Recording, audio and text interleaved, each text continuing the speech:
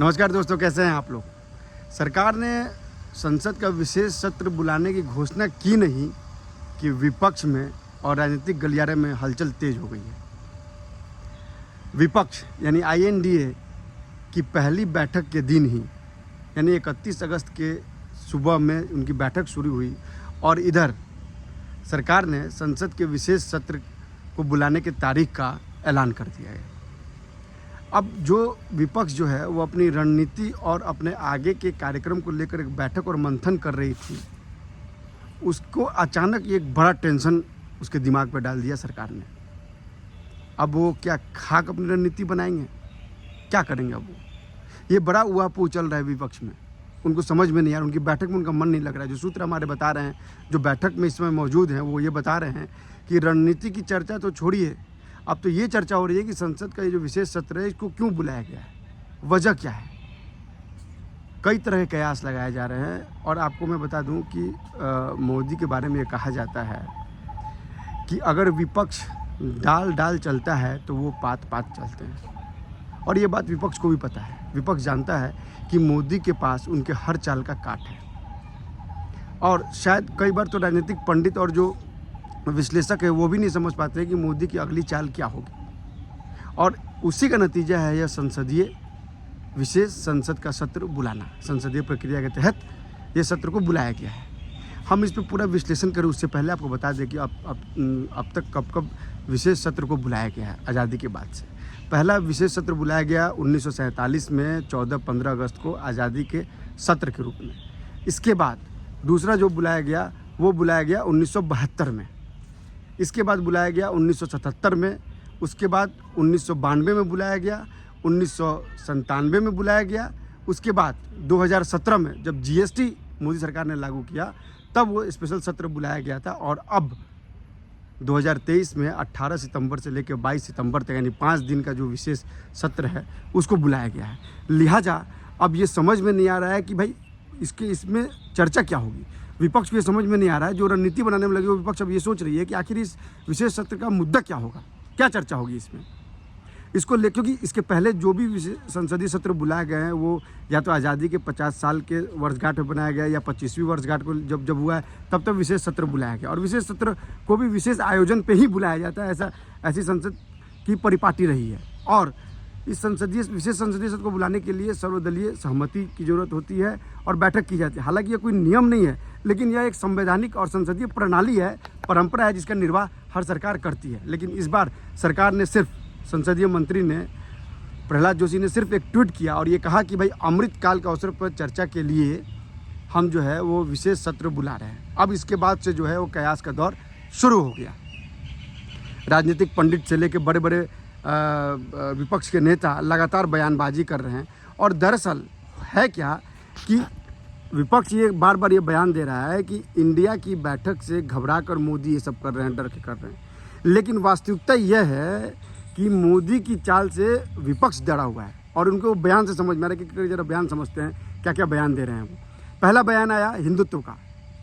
शिवसेना ने कहा कि भाई यह जो है गणेश उत्सव के समय विशेष सत्र को बुलाकर शिवसेना ने बीजेपी के हिंदुत्व पर सवाल उठाया। इसके बाद बयान आया समाजवादी रामगोपाल यादव का। वो कहते हैं कि भाई संसदीय मान्यताओं को तोड़ते हुए सरकार जो है संसदीय सत्र बुला रही है।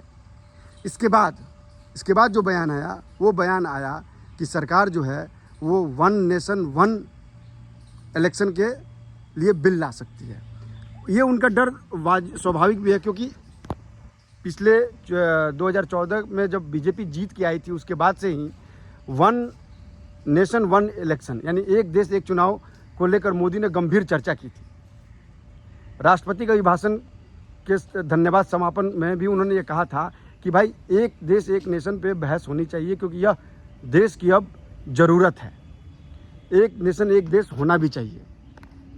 हालांकि मैं आपको बता दूं कि इसके पहले 1952, 57, 67, 68 इस समय तक लगातार जो है 1 देश 1 इलेक्शन के नाम से चुनाव होते थे। लेकिन 1968 संभवतः, जहाँ तक मुझे याद है 1968 या 1969 में कई विधानसभाएं भंग हो गई और 1970 में लोकसभा भंग हो गई, जिसके बाद से यह परिपाटी या नियम टूट गया। एक देश एक चुनाव का जो है वो परिपाटी टूट गई। इसके बाद से लगातार कभी विधानसभा के चुनाव कभी पड़ते थे, कभी लोकसभा के चुनाव कभी पड़ते थे। और इसके पीछे तर्क भी मोदी ने ये दिया कि अगर हम एक समय एक बार चुनाव कराते हैं, वन नेशन वन चुनाव का पहले मतलब ही ये होता है कि एक समय में ही विधानसभा का चुनाव और लोकसभा का चुनाव हो। इससे क्या होगा कि देश का खर्च भी बचेगा और मतदाता अपने मतों का अधिकार भी पूरी तरह कर सकते हैं। जैसे उड़ीसा में भी होता है कि लोकसभा चुनाव और विधानसभा चुनाव एक ही समय पड़ा, लोकसभा में किसी और को वोट दिया उन्होंने और विधानसभा में किसी और को वोट दिया। अब इसके बाद जो दूसरी बेचैनी वाली पार्टी है वो है कांग्रेस, जिसको सबसे ज़्यादा बेचैनी है। वो इसलिए मैं कह रहा हूँ क्योंकि वन नेशन वन इलेक्शन जो है वो कांग्रेस के टाइम में यह नियम चलता था।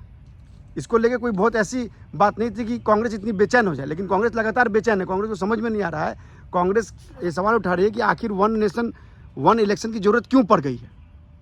तो कांग्रेस से भी पूछा जाना है भाई कि आपके समय जब आपकी सरकार थी 1960-70 के दशक में, तो वन नेशन वन इलेक्शन होता तो उस समय क्या दिक्कतें आती थी। यही बात मोदी भी पूछ रहे हैं। हालांकि मैं आपको बता दूं कि छत्तीसगढ़ के जो डिप्टी सीएम हैं उन्होंने व्यक्तिगत रूप से कहा है कि वो इसका समर्थन करते हैं और यह उनका व्यक्तिगत विचार है।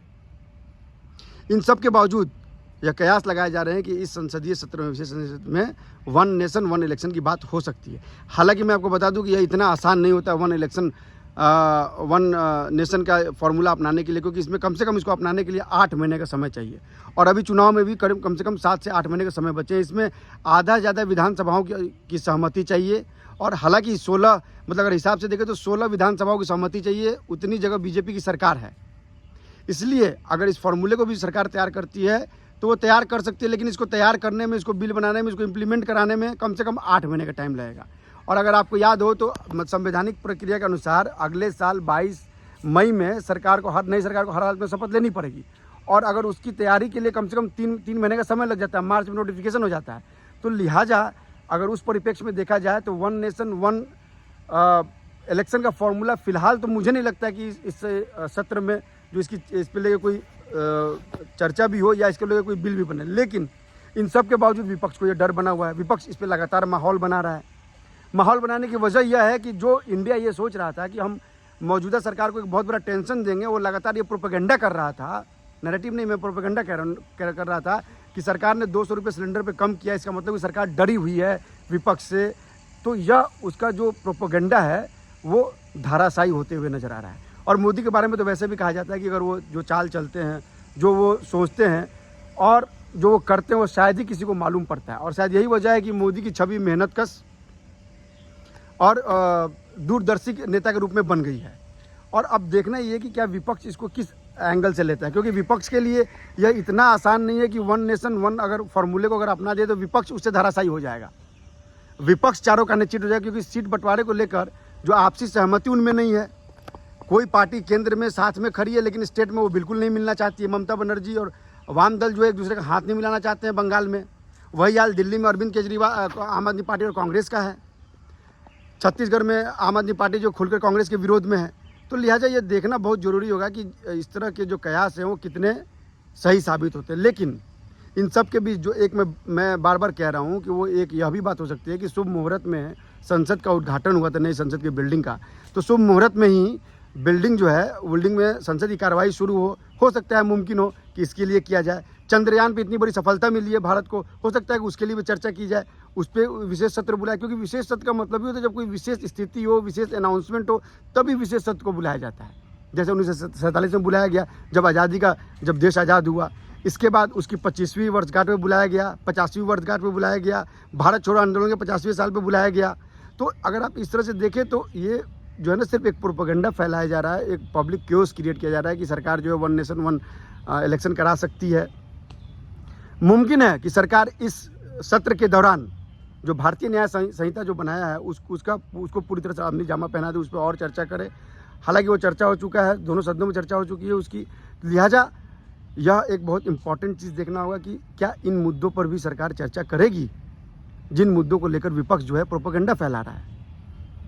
आप हमारे वीडियो को लाइक कीजिए, सब्सक्राइब कीजिए, शेयर कीजिए, क्योंकि हम लगातार इस पर अपडेट आपको देते रहेंगे। और हाँ, कमेंट भी जरूर कीजिए, क्योंकि आपके कमेंट से हमें ये मालूम पड़ता है कि आप किस तरह की खबरों को देखना चाहते हैं, आप किस तरह की खबर, आपकी समझ क्या है और आप हमसे किस तरह की खबरें देखना चाहते हैं। और मैं आपको भरोसा दिलाता हूँ कि आपके कमेंट के आधार पे ही मैं खबरें बनाता हूँ, सोचता हूँ और फिर जो सत्य होता है उसके सामने आपको लाकर रखता हूँ। नमस्कार।